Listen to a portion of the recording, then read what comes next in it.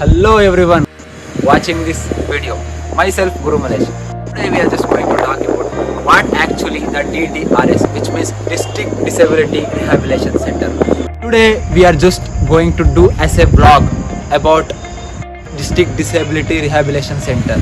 What is the aim, objectives, and what are the schemes are there, and how much staffs working there.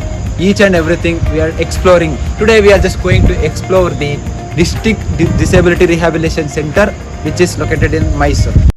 We will go and explore that center, and we will just know about the facts from their words. Instead of studying from the textbooks and other sources, we are just going as directly those officers who are present there and the things what happened there. We are in the healthcare profession. As being a physiotherapy students, we should know about each and everything about these centers.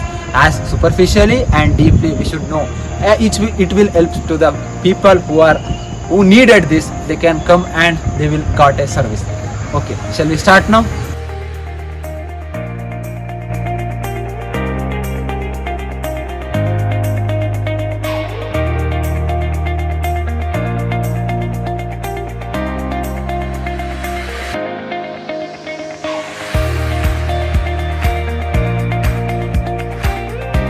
ಅಂತೇಳಿ ನಾನು ಒಂದು DDRC district disability rehabilitation ಸೆಂಟರ್ದು nodal officer.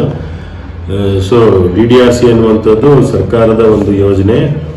ಇದು ಜಿಲ್ಲಾ ಅಂಗವಿಕಲರ ಕಲ್ಯಾಣ ಇಲಾಖೆ ಮತ್ತು ಮಹಿಳಾ ಮತ್ತು ಮಕ್ಕಳ ಅಭಿವೃದ್ಧಿ ಇಲಾಖೆ ಒಂದು ಏನು ಸರ್ಕಾರದ ಅನುದಾನದಿಂದ ಈ ಒಂದು ಯೋಜನೆ ನಡೀತಾ ಇರ್ತಕ್ಕಂಥದ್ದು.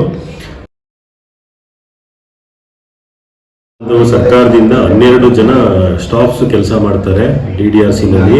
ಸೊ ಒಂದು ಆಡಿಯಾಲಜಿಸ್ಟ್ ಇರ್ಬೋದು, ಸ್ಪೀಚ್ ಪ್ಯಾಥಾಲಜಿಸ್ಟ್ ಇರ್ಬೋದು, ಕ್ಲಿನಿಕಲ್ ಸೈಕಾಲಜಿಸ್ಟ್ ಇರ್ಬೋದು, ಫಿಸಿಯೋಥೆರಪಿಸ್ಟ್ ಇರ್ಬೋದು, P&O ಇಂಜಿನಿಯರ್ ಆಗಿರ್ಬೋದು, ಮತ್ತೆ P&O ಟೆಕ್ನಿಷಿಯನ್, ಮತ್ತೆ ಲೆದರ್ ವರ್ಕರು, ಹಾಗೆ ಆರ್ಥೋಪೆಡಿಕ್ ಡಾಕ್ಟರು, ಮತ್ತೆ ಕ್ಲಿನಿಕಲ್ ಸೈಕಿಯಾಟ್ರಿಸ್ಟು, ಮತ್ತೆ ಆಪ್ಥಾಲ್ಮಾಲಜಿಸ್ಟು ಸಹ ಅವ್ರಿಗೂ ಸಹ ನಾವು ಕ್ಯಾಂಪ್ಸ್ ಮತ್ತೆ ನಮ್ಮ ಪ್ರೋಗ್ರಾಮ್ಸ್ ಇದಕ್ಕೆಲ್ಲ ನಾವು ಡೆಪ್ಯೂಟ್ ಮಾಡ್ಕೋತಾ ಇರ್ತೀವಿ. ಇದು ಸರ್ಕಾರದ ನಿಯಮ. ಇದು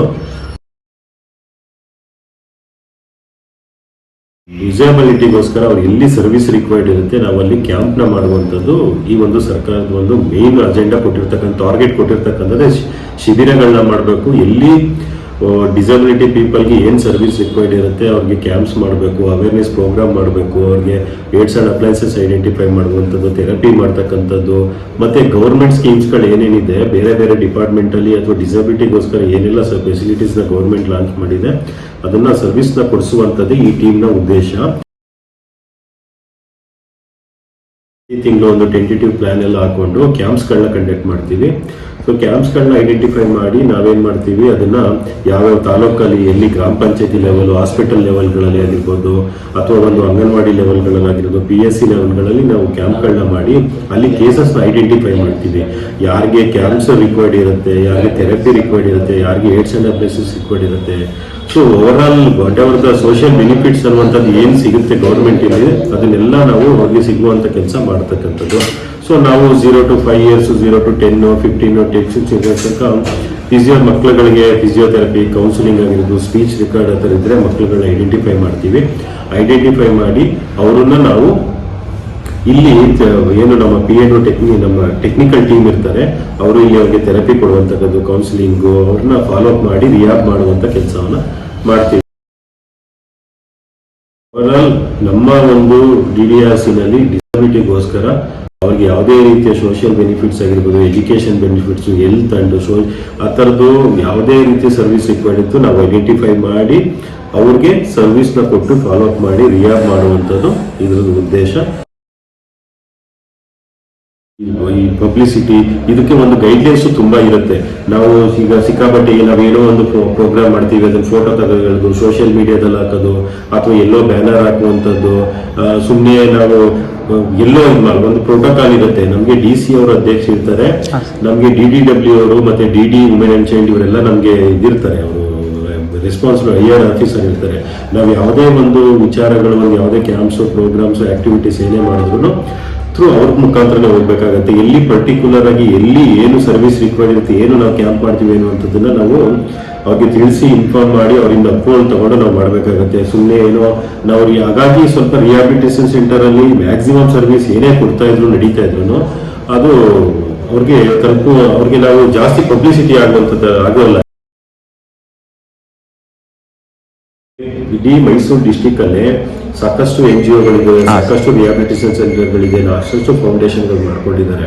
ಸೊ ಎಲ್ಲರೂ ಫ್ರೀ ಕೊಡುವಂಥದ್ದು ಎಲ್ಲೂ ಇಲ್ಲ. ಥೆರಪಿಗಳು ಅಂತಂದ್ರೆ 1 ಅವರ್ಗೆ ಇಷ್ಟು, ನೀವೇ ಆಸ್ ಎ ಥೆರಪಿಸ್ಟ್ ನಿಮ್ಗೆ ಗೊತ್ತಿದೆ, ಒಂದು ಥೆರಪಿ ಸಿಗ್ಬೇಕು ಅಂದ್ರೆ 1 ಅವರ್ ಥೆರಪಿಗೆ 300-400 ಚಾರ್ಜ್ ಮಾಡ್ತಾರೆ. ಅವರು ಏನು ಒಂದು ಮಗುಗೆ 1-2 ವರ್ಷ ಥೆರಪಿ ಬೇಕಾಗಿರುತ್ತೆ, ಈ ಪೇ ಮಾಡಕ್ಕಾಗುತ್ತೆ, ಅಫೋರ್ಡಬಲ್ ಇರಲ್ಲ. ಸೊ ಹಾಗಾಗಿ ಈ ಸರ್ವಿಸ್ ರಿಕ್ವೈರ್ಡ್ ಇರುತ್ತೆ. ಹಾಗಾಗಿ ಆಲ್ ಓವರ್ ನಮ್ಮ ಮೈಸೂರು ಡಿಸ್ಟಿಕ್ ಅಲ್ಲಿ 8 ತಾಲೂಕು ಬರುತ್ತೆ. 8 ತಾಲೂಕಿಂದನೂ ಪಬ್ಲಿಕ್ ಬಂದೇ ಬರ್ತಾರೆ. ಡಿಸಬಿಲಿಟಿಗಳು ಎಷ್ಟೇ ಕಷ್ಟ ಆದ್ರೂ ಅವ್ರು ಅಲ್ಲಿಂದ ಇಲ್ಲಿ ಟ್ರಾವೆಲ್ ಮಾಡ್ಕೊಂಡು ಬರ್ತಾರೆ. ಟ್ರಾವೆಲ್ ಮಾಡ್ಕೊಂಡು ಇಲ್ಲಿ ಸರ್ವಿಸ್ ತಗೊಂಡು ಹೋಗ್ತಾರೆ. ಯಾಕಂದ್ರೆ ಬಂದ್ಮೇಲೆ ಸರ್ವಿಸ್ ಅಂತೂ ಸಿಕ್ಕೇ ಸಿಗುತ್ತೆ. ಅವ್ರಿಗೆ ಏಡ್ಸ್ ಅಂಡ್ ಅಪ್ಲೈನ್ಸಸ್ ಬೇಕಾ ಸಿಗುತ್ತೆ, ಅವ್ರಿಗೊಂದು ಥೆರಪಿ ಬೇಕಾ ಸಿಗುತ್ತೆ, ಅವ್ರಿಗೊಂದು ಏನೋ ಒಂದು ಸೋಷಿಯಲ್ ಬೆನಿಫಿಟ್ಸ್ ಬೇಕಾ ಸಿಗುತ್ತೆ. ಹಾಗಾಗಿ ಅವರು ಇಲ್ಲಿ ಬಂದೇ ಬರ್ತಾರೆ. ನಾವು ಇಲ್ಲಿ ನೋಡಿ ಬಂದಾಗ ಈ ಥರದೊಂದು ಅವ್ರಿಗೆ ಒಂದು ಫಾರ್ಮ್ ಫಿಲ್ ಮಾಡಿ, ಅವ್ರ ಡೀಟೇಲ್ಸ್ ಫಿಲ್ ಮಾಡಿ, ಅವ್ರ ರಿಜಿಸ್ಟ್ರೇಷನ್ ಮಾಡಿ, ಅವ್ರಿಗೊಂದು ಈ ಥರದ್ದು ಒಂದು ಯೆಲ್ಲೋ ಕಾರ್ಡ್ ಕೊಡ್ತೀವಿ.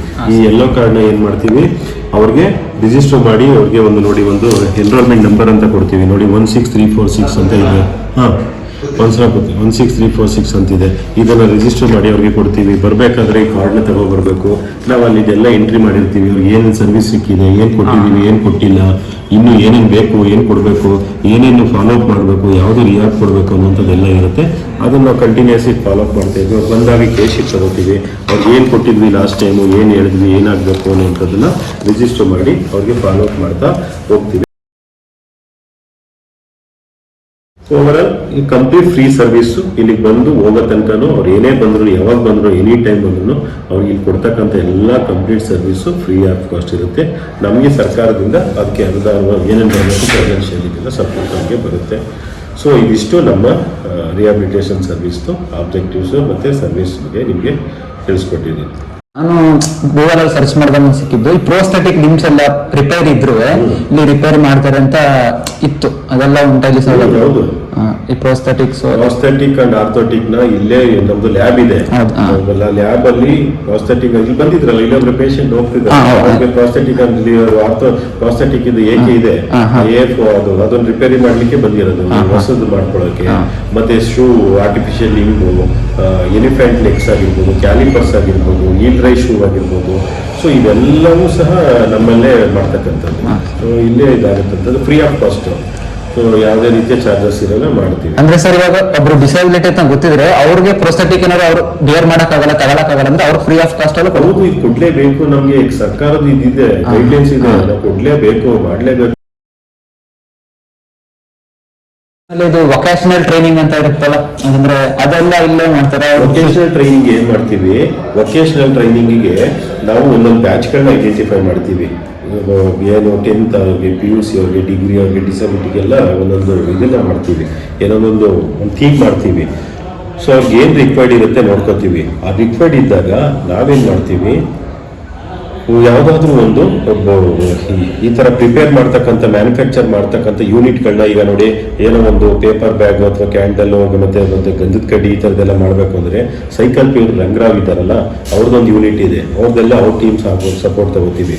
ಏನೋ ಒಂದು ಕಂಪ್ಯೂಟರ್ ಟ್ರೈನಿಂಗ್ ಆಗಬೇಕು ಆ ಥರದ್ದು ಅಂತಂದ್ರೆ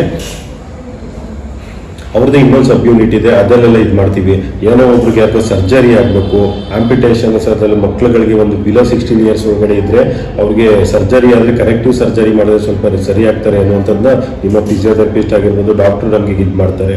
ಅಂಥವ್ರನ್ನ ನಾವು ಮೈಸೂರಲ್ಲಿ ಒಂದೆರಡು ವಿಪ್ಡ ಹಾಸ್ಪಿಟಲ್ ಅಂತಿದೆ, ಇದು ಒಂದು ವಿದ್ಯಾರಣ್ಯ ಹಾಸ್ಪಿಟಲ್ ಅಂತೇಳಿ, ಅಲ್ಲಿಗೆ ರೆಫರ್ ಮಾಡ್ತೀವಿ. ಅವರು ಫ್ರೀ ಆಫ್ ಕಾಸ್ಟ್ ಅವ್ರದೇ ಒಂದು ಚಾರಿಟಿನಲ್ಲಿ ಸರ್ಜರಿ ಮಾಡಿ ಕೊಡುವಂಥದ್ದು. ನಮ್ಮಲ್ಲಿ ಇದೊಂದು ರಿಸೋರ್ಸ್ ಇದ್ದಂಗೆ, ನಮ್ಮಲ್ಲಿ ಎಜುಕೇಷನ್ ಡ್ರಾಪ್ ಆಗಿರೋರಿಗೆ ಎಜುಕೇಷನ್ಗೆ ಎಲ್ಲಿಗೆ ಸೇರಿಸ್ಬೇಕು, ಒಂದು ರಿಯಾಬ್ ಆಗೋದಕ್ಕೆ ಶೆಲ್ಟರ್ ಇಲ್ಲಿ ಕೊಡಬೇಕು, ಮತ್ತು ಆರ್ಟಿಫಿಷಿಯಲ್ ಲಿಂಬ್ ಬೇಕು ಅಂತಂದರೆ ನಾವು ಇಲ್ಲಿ ಕೊಡುವಂಥದ್ದು. ಸೊ ಯಾರಿಗಾದ್ರೂ ಪೆನ್ಷನ್ ಸ್ಟಾಪ್ ಆಗಿದ್ರೆ ಅದನ್ನು ಯಾವ ಡಿಪಾರ್ಟ್ಮೆಂಟ್ ರೆಫರ್, ಇದೆಲ್ಲವೂ ಸಹ ಓವರ್ ಆಲ್ ಸರ್ವಿಸ್ ಇಲ್ಲಿ ನಾವು ಕೊಡ್ತೀವಿ. ಸೊ ಹಾಗಾಗಿ ಇಲ್ಲಿ ಸೈಲೆಂಟಾಗಿ ಬರ್ತಾರೆ, ಏನು ಸರ್ವಿಸ್ ಬೇಕು, ಏನು ತಗೋಬೇಕು ಎಲ್ಲ ಅದು ನಿರಂತರವಾಗಿ ನಡೀತಾ ಇರ್ತೀವಿ. ಇಲ್ಲಿ ನಾನು ಕುತ್ಕೊಂಡಿರಲಿ, ಇಲ್ಲೊಬ್ಬರು ಕುತ್ಕೊಂಡಿರಲಿ, ಬೇರೆ ಯಾರೋ ಇರಲಿ, ಅದು ಕಂಟಿನ್ಯೂಸ್ ಆಗಿ ಹೋಗ್ತಾ ಇರುತ್ತೆ. ಒಂದು ಟೈಮ್ಗೆ ಎಷ್ಟು ಜನ ಬರ್ಬೋದು? ಒಂದು ದಿನಕ್ಕೆ ಒಂದು 30-40 ಜನ ಬರ್ತಾರೆ. ಓಪನ್ 9:30 ಓಪನ್ ಮಾಡಿ 4:30 10:30 ಸರ್, 10:30 to 5:30 ತನಕ. ಈಚ್ ಅಂಡ್ ಎವ್ರಿಥಿಂಗ್ ಡಿಸೇಬಲ್ಡ್ ಏನೇ ರಿಲೇಟೆಡ್ ಇದ್ರು ಇಲ್ಲಿ ಪ್ರೊವೈಡ್ ಮಾಡ್ತೀರಾ? ಪ್ರೊವೈಡ್ ಮಾಡ್ತೀವಿ ಸರ್. ಆಮೇಲೆ ಇವಾಗ ಇನ್ನೊಂದು ನೋಡಿದ್ದು, ಈಗ ಸ್ವಲ್ಪ ಜನಕ್ಕೆ ವಾಲಂಟಿಯರ್ ಆಗಿ ಅಂದ್ರೆ ವೈಯಕ್ತಿಕವಾಗಿ ನಾನು ಬಿಸ್ನೆಸ್ ಸ್ಟಾರ್ಟ್ ಮಾಡ್ಬೇಕು ಅಂತ ಇರ್ತಾರೆ. ಡಿಸೇಬಲ್ಡ್ ಆಗ್ಬಿಟ್ಟು ಅವ್ರಿಗೆ ಅಮೌಂಟ್ ಲೋನ್ ಸ್ಯಾಂಕ್ಷನ್ ಮಾಡೋ ತರ ಆ ಥರ ಎಲ್ಲ ಸ್ಕೀಮ್ 50,000 ರೂಪಾಯಿ ಕೊಡ್ತೀವಿ, ಒಬ್ಬರಿಗೆ 50,000 ರೂಪಾಯಿ ಕೊಡ್ತೀವಿ. ಕಟ್ಟಂಗಿಲ್ಲ, ಅವ್ರು ವಾಪಸ್ ಕೊಡಂಗಿಲ್ಲ, ಅವರು ಅದ್ರ 50,000 ರೂಪಾಯಿನಲ್ಲಿ ಜೀವನ ಮಾಡ್ಕೊಂಡು ಹೋಗುವಂಥದ್ದು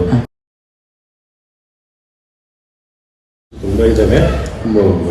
ಒಂದೊಂದೇ ಮ್ಯಾರೇಜ್ ವೆಲ್ಫೇರ್ ಅಂದ್ರೆ ಡಿಸೇಬಲ್ ಪರ್ಸನ್, ಒಬ್ಬ ನಾರ್ಮಲ್ ಪರ್ಸನ್ ಮದುವೆ ಆದ್ರೆ ಅವ್ರಿಗೆ 1 ಲಕ್ಷ ಕೊಡ್ತಕ್ಕಂಥದ್ದಿದೆ.